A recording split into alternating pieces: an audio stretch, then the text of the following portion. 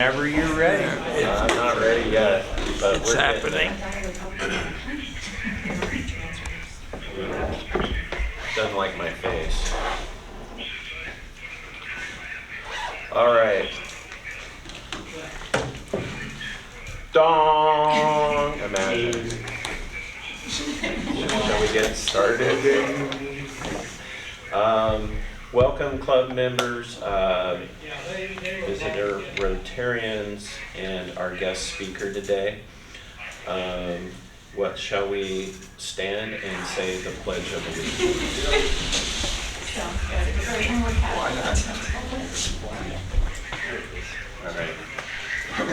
And pledge allegiance to the flag of the United States of America and to the republic for which it stands, one nation, under God, indivisible, with liberty and justice for all. All right, I would like to welcome our visitor Rotarian, Lindsay Sobolik. I hope I said that right. You did, yes, good job.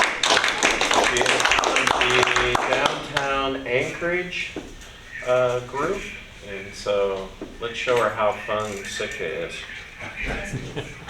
You said that so Where's Jeff? Where's Jeff Bud? I'm looking for the back end, giving me a hard time. I'd like to thank the Tlingit people who have been indigenous to this land for over 10,000 years. Gunachish to the Tlingit people for their stewardship of Tlingit Ani since time immemorial and today. And with that, what announcements do we have for the club? Which announcement am I supposed to make?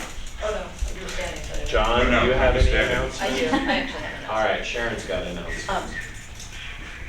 Vice President Jay, fellow Rotarians, guests. This Saturday is the Kids Fishing Day on Swan Lake. I sent out an email if anyone wanted to help for setup, if you can, around 7 o'clock. If you want to just come by anytime to hang out, we're going to have hot dogs and chips and drinks and stuff. And kids fishing, hopefully. And Rich said he'll come by and take some pictures. We're going to tear everything down a little bit afternoon if you want to come by and help with that, although the people that are there will probably be able to handle it, so no worries if you can't. Anyway, so if you guys want to do something I haven't asked you about, or if you're wondering about anything, let me know. Otherwise, just show up. Registration's at 8, but the fishing doesn't start till 9, so come by. I think it's supposed to be nice. I hope this is wood. Anyway, thanks. Thanks, Sharon. I have an announcement as well. The fundraiser for Deanna's Bench had a goal of $5,000 to help with the funds that Rotary is committed to that project, and they have collected all those funds. So, and they did it in a relatively short time. They were kind of surprised. But the good news, I am working with Zach Locpierre and Mary Goddard to come up with some designs and looking to hopefully have the bench completed by November is what the goal is. So everybody's working on that. I do know that Zach has got other benches. I can't believe he's got other benches in front of this one, but he does. And so I think we're in line to be able to get that done. So I would personally like to thank everybody for your support on that.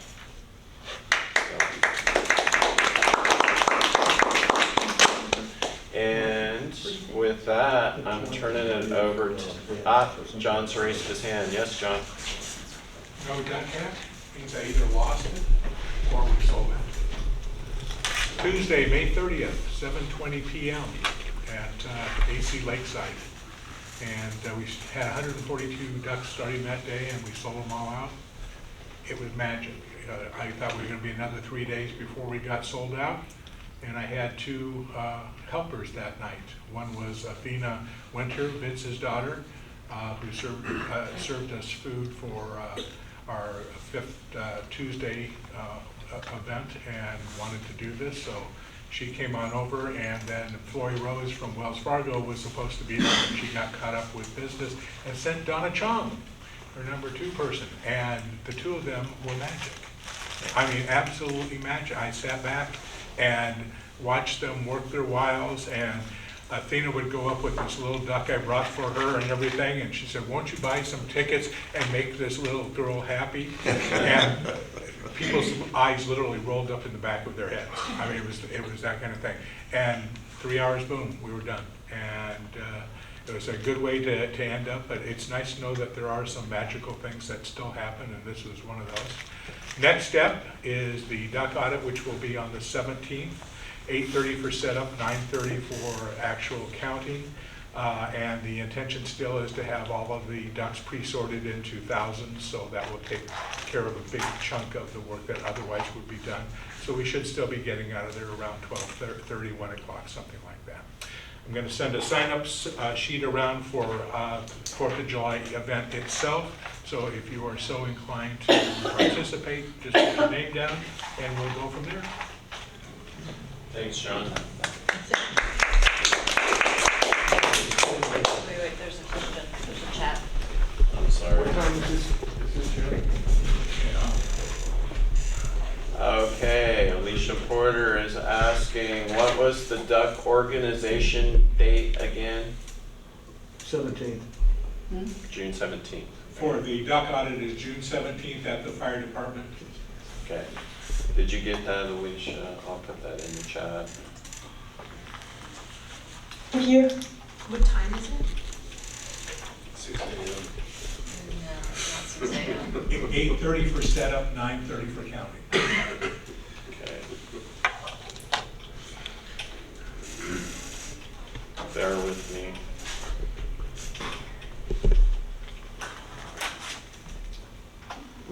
Okay, and now, without further ado, I'll turn it to Ed.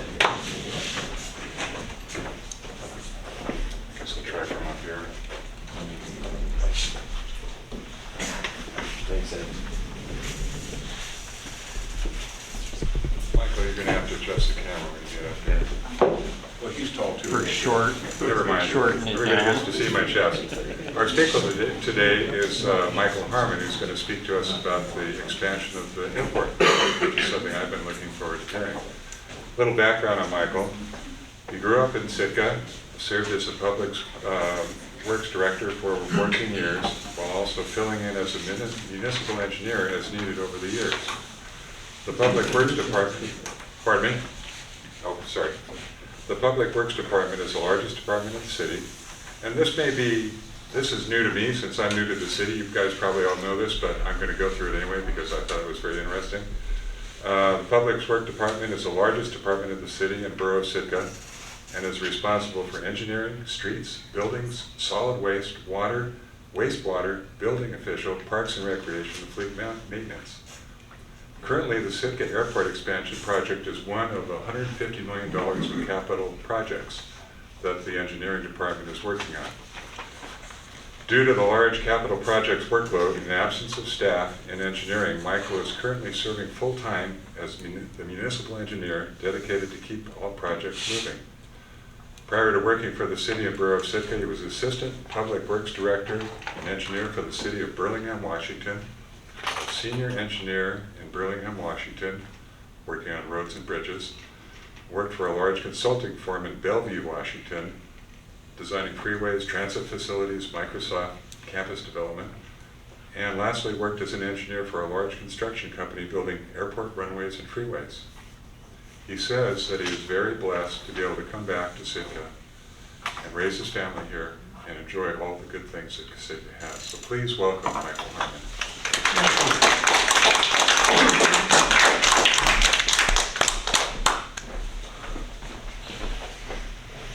Thank you. Bear with me while I get the share screen working.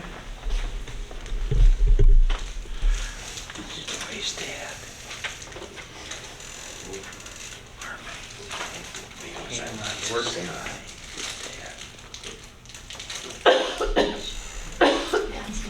So you want to show how fun it is in Sitka and you bring a monotone engineer up here to talk about floor plans of an airport.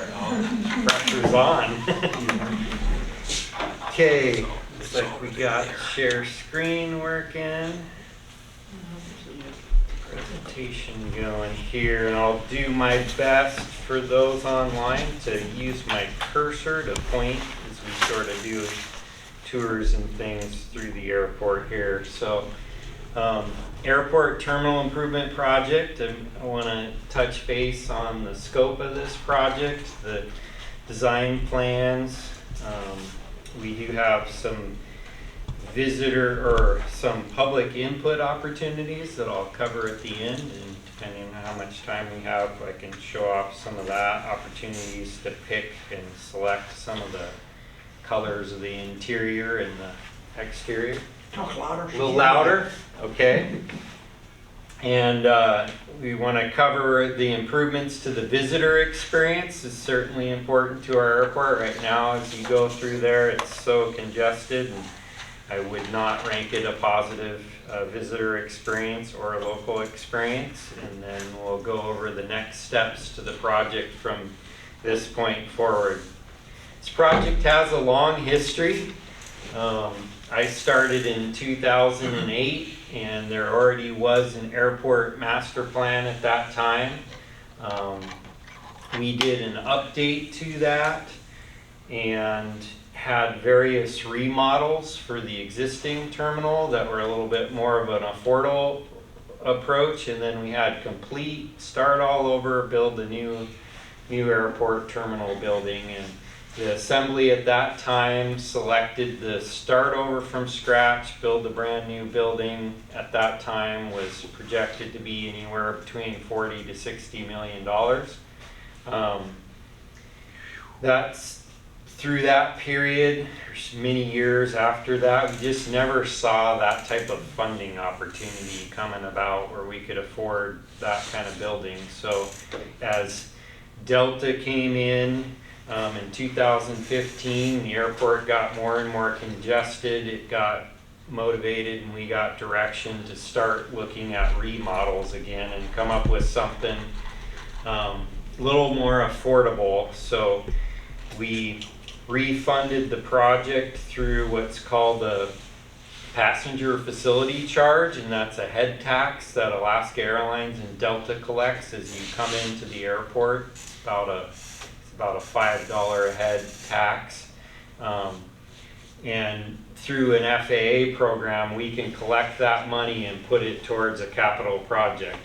So that started the real development of the project from that point forward, when we got that funding approved and we passed a general obligation bond that this revenue stream, so every year as passengers come and go, you have a steady revenue stream through that charge to pay a general bond payment. And once we got that funded, then we attracted TSA funding, because the behind the scenes baggage makeup area is woefully undersized and gets all bottled up. And if you ever went behind the scenes and see how much manual lifting and maneuvering goes on, it's much more than what they're used to. So that was our first kind of allotment of federal money. Once that came, then it's sort of ripple effect. Since 2018, we've just been attracting more and more funding through the DOT, working with them. They run the whole airport. So we have a very unique makeup in Sitka, where DOT and the state owns all the land. We only own, as a city, the terminal building, and we lease the terminal building location, and they run all the rest. So it's a little bit hard to get funding for just a terminal. The state gets in all this federal dollars. They're trying to keep runways all over the state of Alaska running, and that's their primary focus. There's been a big pendulum shift now where they want to support us on this terminal, and that's been a huge windfall. Just last Friday I found out that we are likely going to receive $30 million through the state for our terminal alone. So that was huge news we've been waiting for. We don't have it all approved yet. We're doing this in phases for sure. The first phase is going to be funded in this federal fiscal year. So very soon we expect to get that money around August and be able to start breaking ground. So that brings us all the way through to 2023, all the way through where we are today, working on everything we need to do to be eligible for that funding and get that project groundbreaking. Some of the core deficiencies that have been identified all the way since the beginning that we still continue to want to improve is our holding room. I think anybody who's gone through our airport has certainly experienced how woefully undersized and poor HVAC. It gets very hot in there. We have days of over 90 degrees. And once Delta came, you have the close flights together. We're just very, very cramped in there. So I'd mentioned the TSA screening area. That's both where the passengers go through in the hold room, but moreover where the baggage screens behind the scenes is extremely undersized. Our jet bridge access is challenged in how you come and go to that and come out. You come into it and you come out of it right in the middle of the airport, and all the cross traffic problems of people disembarking versus trying to get on the plane and get through TSA. The current airport layout does not separate coming and going very well at all. So we're looking to improve that with separate entry and exit doors, more separated out.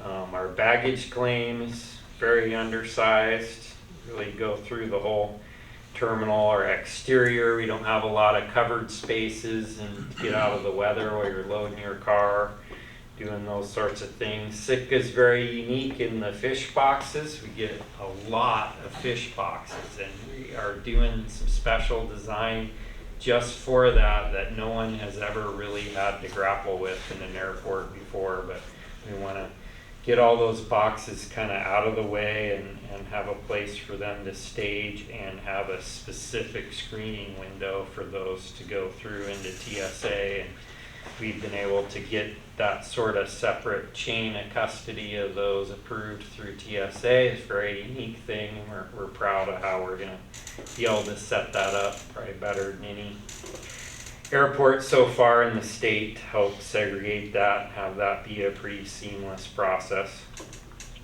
And of course, building systems are all needing to be upgraded in a building that originally was put in the 60s and remodeled from there by my father. Remodeled the building substantially in the 80s, as did the contractor we have on board. Chuck McGraw's leading this project. He did the remodel with my father back then. So he's feeling, I guess he's telling me, he's feeling the age that he's back redoing buildings that he'd already done before. So this drawing just depicts the floor plan of the airport as it sits today and highlights those areas I just discussed. So you got your hold room over here, baggage area over here, your ticketing here. Hopefully you can see the mouse on there. And I think you're probably familiar with the airport layout. Now going to the new terminal expansion. So everywhere you see sort of this cross-hatched roof pattern here is expanded from what it is today. So today's airport's just this center flat roof piece without that hatched. So you have a curbside. This is the road entry curbside on this side. You have a new canopy through the length of the entrance and exit. You have a very separated entry over here to the left and an exit out of baggage claim here to the right. You have a 2-story expansion on the I guess that would be the east side of the Nugget restaurant, and that's what's depicted here from the the curb side of the building. So it will house a 2-story hold room for ground boarding and boarding up at the jetway, and then expansion out here on the tarmac side for better connection to both baggage and the jet bridge. I'll show you how that kind of works in the floor plans. Looking at the side where the plane's coming on the tarmac side, again, this area here is expanded out in front of the current hold room area, and then you have the new, let me see if I can minimize that. You have the new 2-story expanded area off to the side, and the reason, you could do a remodel in the current footprint, try and make that a 2-story and do a lot of work over here and make it maybe more of a traditional looking building, 2-story right in the current footprint. But the problem with that is we got to keep this airport running as we do this remodel. So the beauty in this that came up through our contractor coming on board and looking at building systems and material availability is also a big challenge since COVID for us. They came up with this scheme of a separate structure off to the side here. Sink there with some water in it, please. What was that? It's Jeff talking because he's not muted. Oh, he's just talking to somebody else. Sounds like he's doing dishes.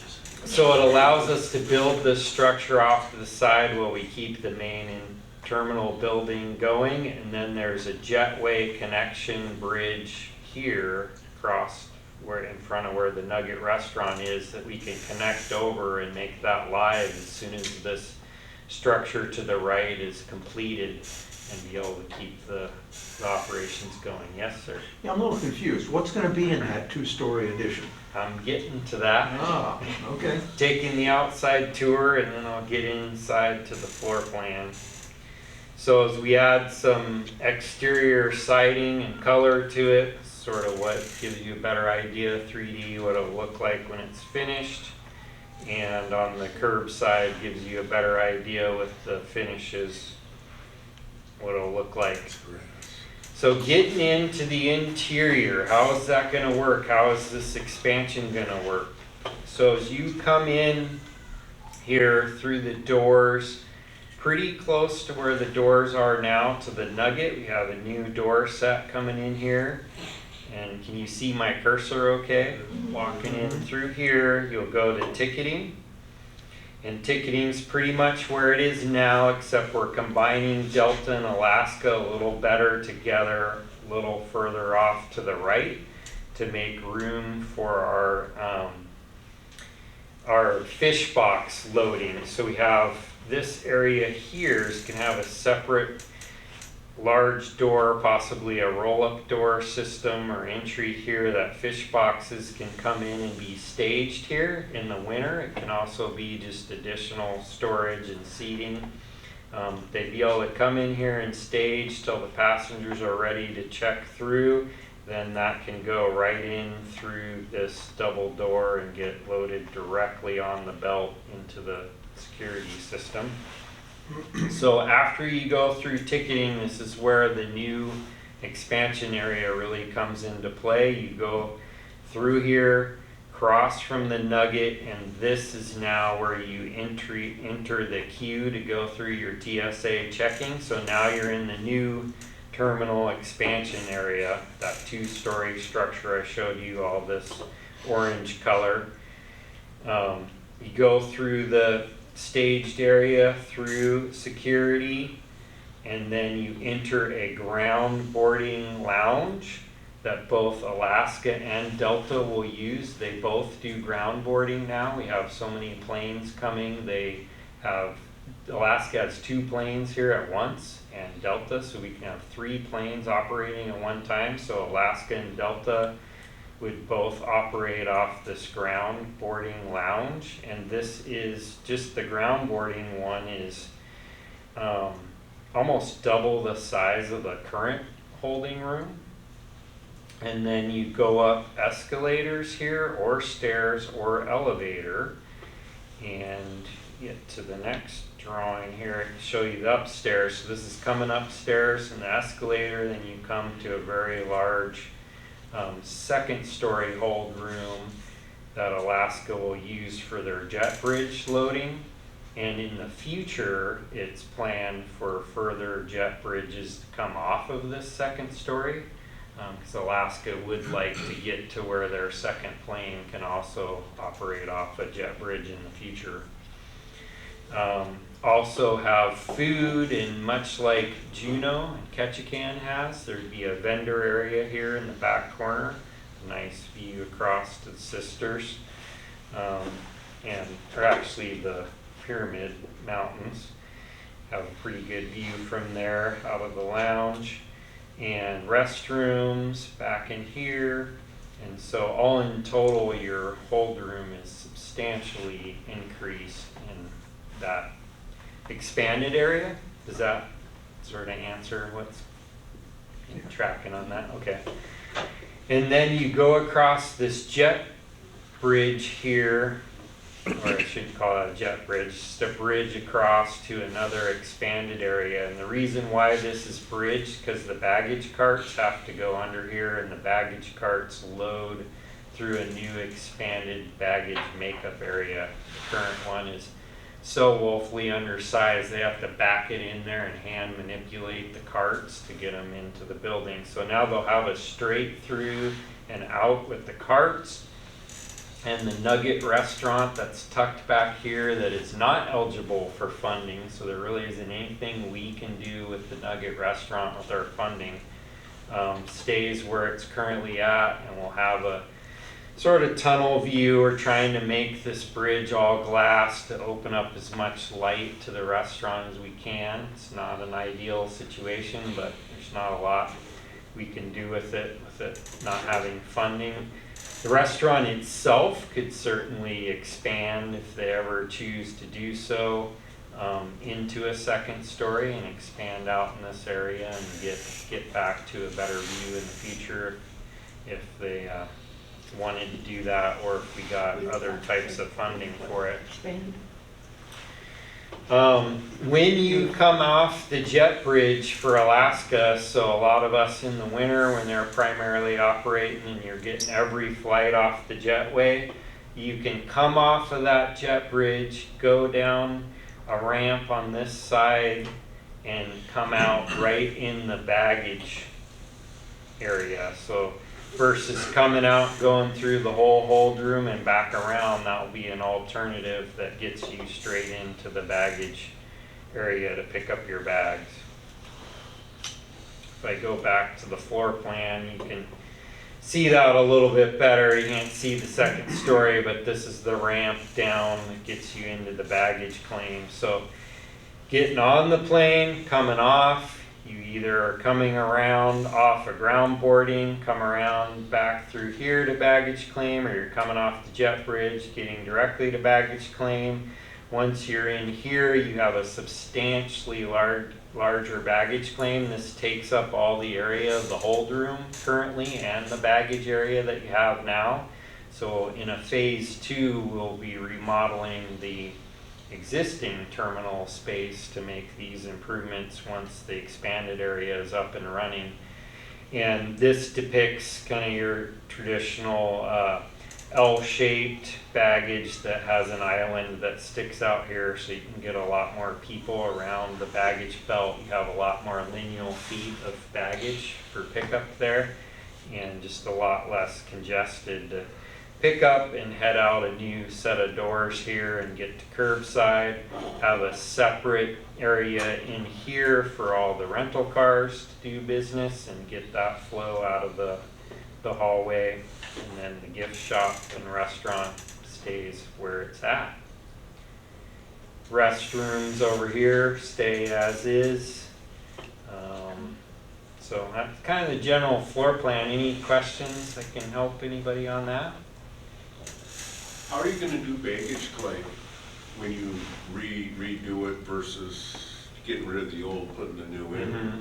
How is that gonna So the baggage claim itself, now let's get going. Yeah, the baggage claim itself, we haven't gotten that far with the contractor on staging of that. I really envision that the area that we have now will keep pretty isolated and keep that kind of going, pigeonholed off to the side and build the new area. Then we'll have to flop to the new area, which would be, it's a little more than double the size, so we should be able to kind of make that work. But there's going to be some awkward times both in that, trying to figure out that, and actually the loading of the bags that Alaska and Delta are going to have to do, because when we do this expanded area, baggage makeup expanded area, it starts blocking their current baggage makeup, so we have to set up an external one out on the tarmac. We have all kinds of belt and loading equipment that we have to rent and get for a window of time to make that work. Also, Alaska, while we're doing this, they want to change out their jetway, which I guess those are well over $1 million, and theirs is past its useful life. So there'll be a period where all the planes are ground boarded. So us Sitkans, just be prepared to walk out on the tarmac and get on the plane. You won't have you in the winter, and we'll have some winter periods where you won't have your nice enclosed jet bridge to get through this, but we'll hopefully make that not a whole winter, but as short of periods as we can. We're sort of at the mercy of them buying their own jet bridge and getting it installed. And I haven't gotten a schedule from them on that yet, so we'll do what we can on the project side to not hold them up on that. Saw several hands. What's happening on the parking issue?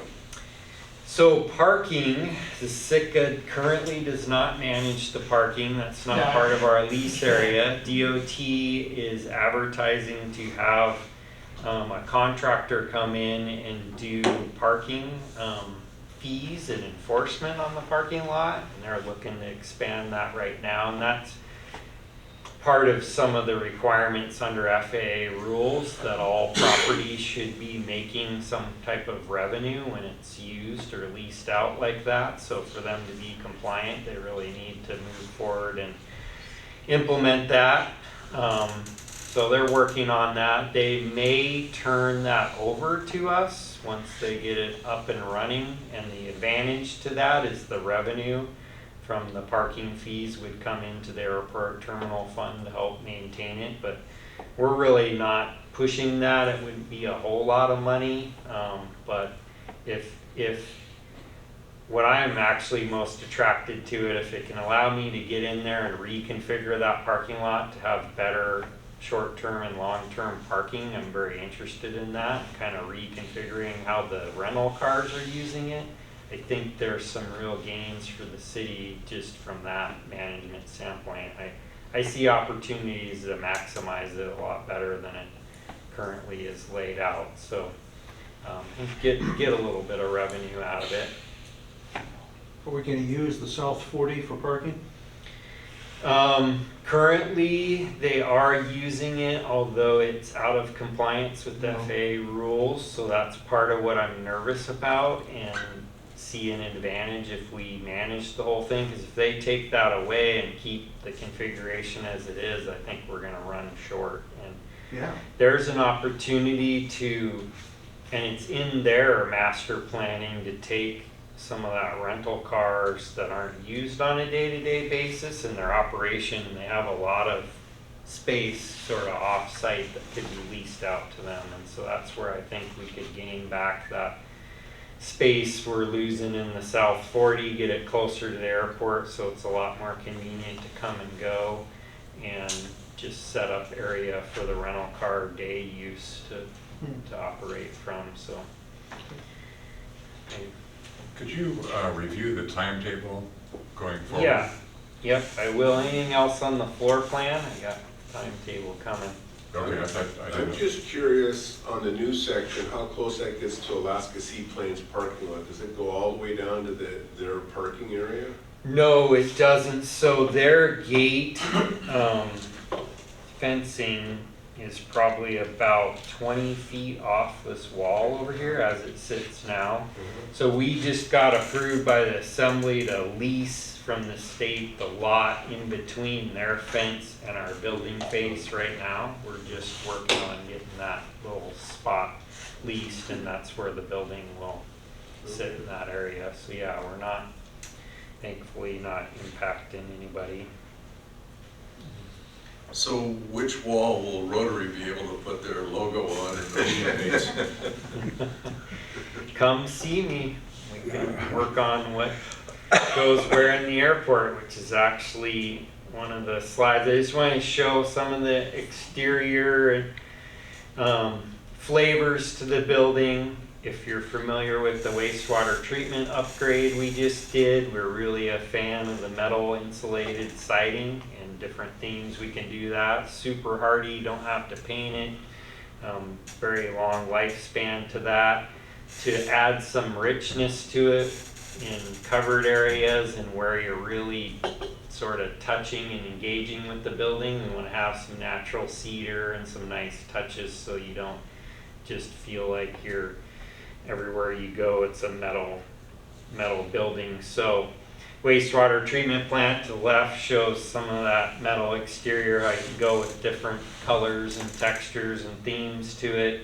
Centennial Hall, we did some nice wood finishes on that under the canopies, and areas like that would look to sort of continue that theme. And in Juneau, they just are, our architects sort of showing how they did some yellow cedar on that building, and they don't actually seal or paint or do any maintenance on the yellow cedar part. I'm sure they paint the red, but it's pretty low maintenance, even exposed to the weather. So they're having some good success of that. Interior, we're trying to take all the colors that we go to Sitka and we Google Sitka and we get a whole bunch of pictures, and we sort of just started a collage of that, and we're trying to pull out themes and colors out of those pictures to represent Sitka. And there's actually an opportunity now that we're just standing up online to go to a project page and help us vote on some of the themes we're doing on the project, both exterior and interior. So we'd really like spread the word, go in there and vote, and give us any feedback you have as we start developing those pieces. Those are certainly are the pieces that you're gonna really touch and feel and experience as you go through the airport. And that website's gonna be where? I'll give you the link here just Okay. at the end so you can write that down. I can always email that out. to Yeah, somebody. email it. Yes, ma'am. Well, I have two questions. Mhm. One of them is, when this fine airport gets done, will the manager get more than $55 an hour? Well, we're already advertising for more than that, I Oh, believe. okay, I didn't see that, but I did see that. It's coming. It just got approved in the budget to increase the. Well, many years ago, I remember a young woman went out and she was irate that the charter companies didn't have to pay a little more of their share of the load that they were putting on the city of Sitka with all these fish boxes. And so she sat around and she collected names of people and got it so that there was a charge. And she got a lot of flack from the charter companies, but there was a charge per box. Mhm. I think it was $10. What is it now? I don't know off the top of my head, but there is a fish box tax. But is it charge. more than Helps $10 a the harbor box? fund tremendously. You don't know? I don't know off the It's top the of my same. head. It hasn't changed. Hasn't changed, okay. What is it? It hasn't changed. Oh, has it changed? No. Wow. Sounds like it There's a hasn't source of changed. money. So, I'm thankful as an engineer, I don't need to get into those politics, but yep, that's an opportunity, and I know that fund helps the harbor fund out significantly to subsidize and keep the rates lower with that revenue coming in.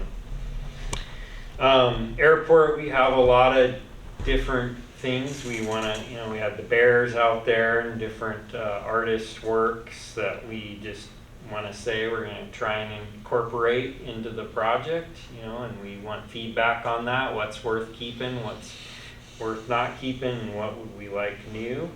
We have the artist's work, Welcome to Sitka, it's above the door, definitely looking to keep that. We have a lot of the taxidermy, fish and all that I think's pretty neat, because a couple of them I was right next to them when they got caught as a kid, so I still remember that vividly to this day, Hayashi and some of those, so.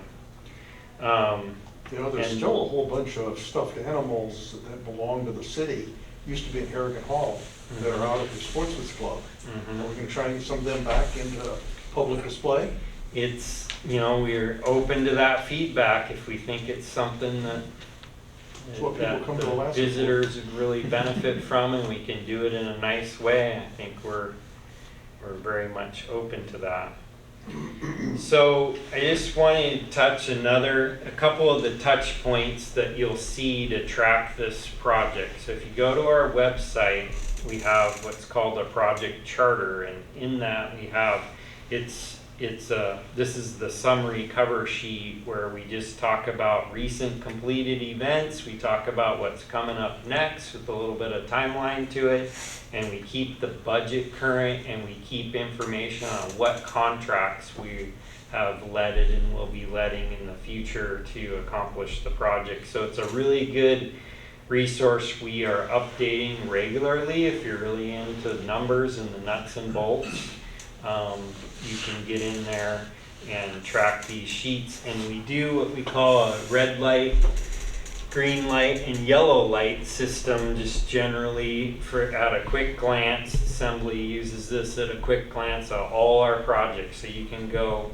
we have a lot of projects, like was mentioned at the beginning, $150 million of projects in backlog. If there's more you want me to come present on, we got the haul out, we got a number of things going on.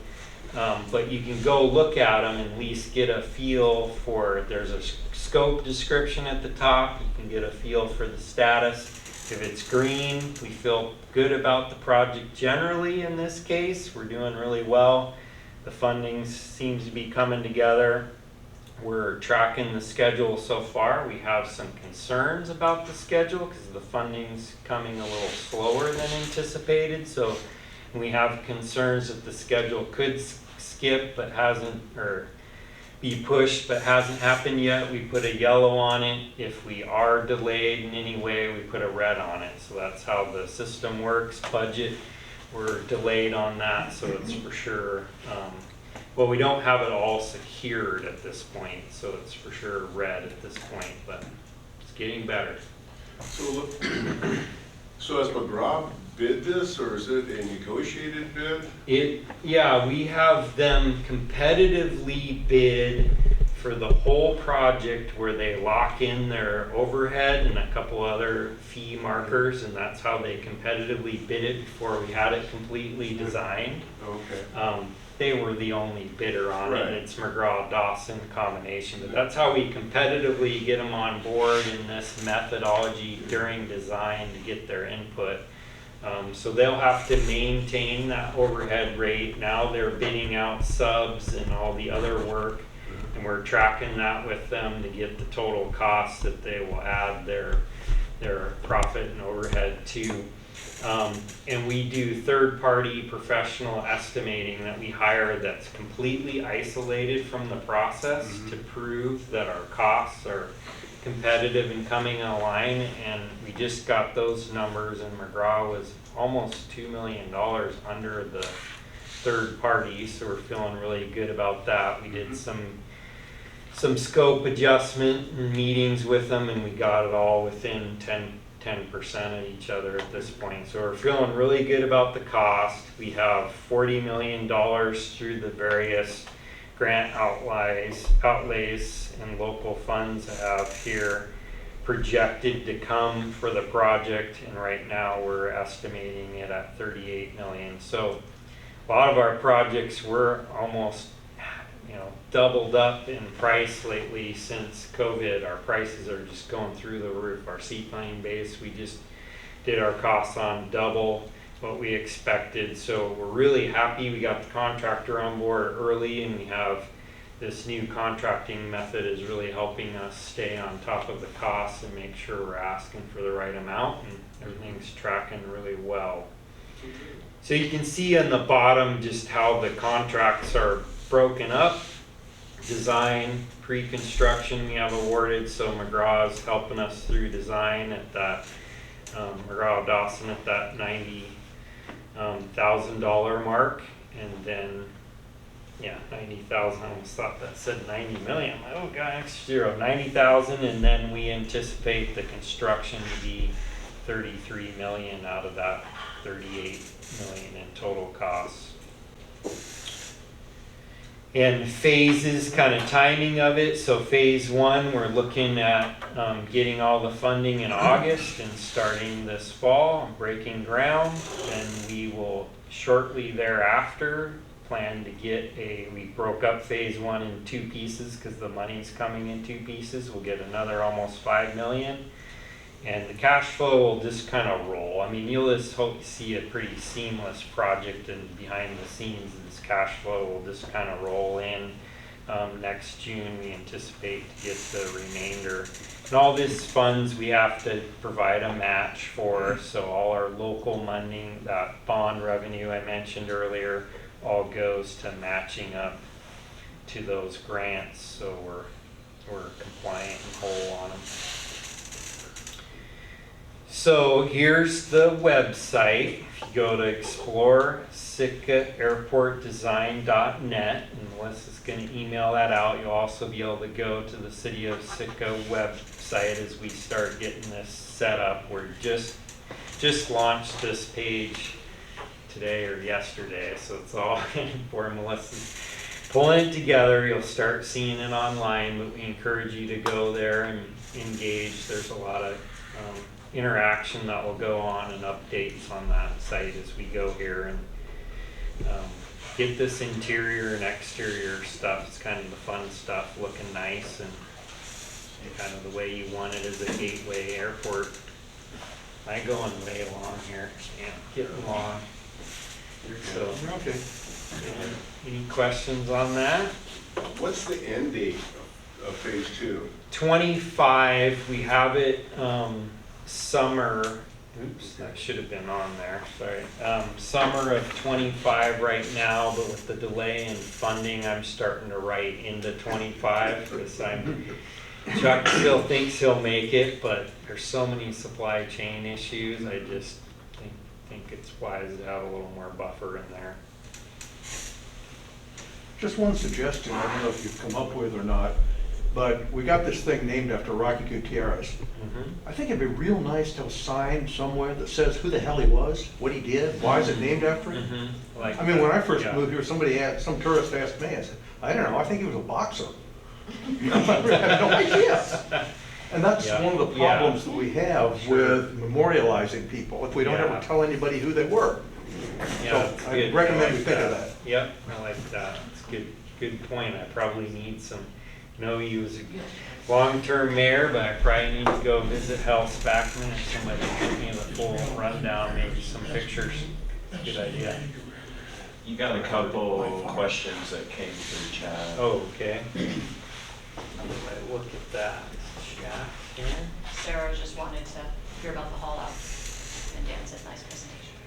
Well, thank you, Dan, and yeah, I can come back, do haul out presentations, other project presentations, especially that one, because I've been doing presentations on it. I'm all ready to go on something like that. Some of the other projects that have to put something together, but I could do a general update on all the projects, just so you know what they are.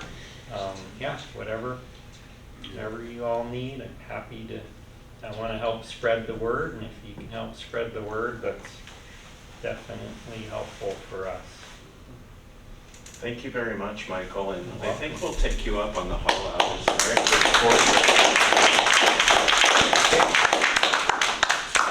Thank you for your time. Thanks. All right, don't miss next week. According to the website, it's our own Ed McFadden craft. And then the next week is the Sex Lives of Avocados.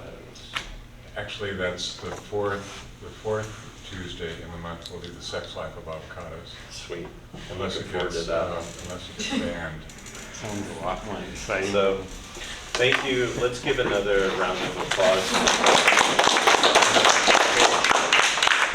And with that, I'm going to do my imaginary gong. Gong. I think Google says you still can walk them off. Yeah, right in that way.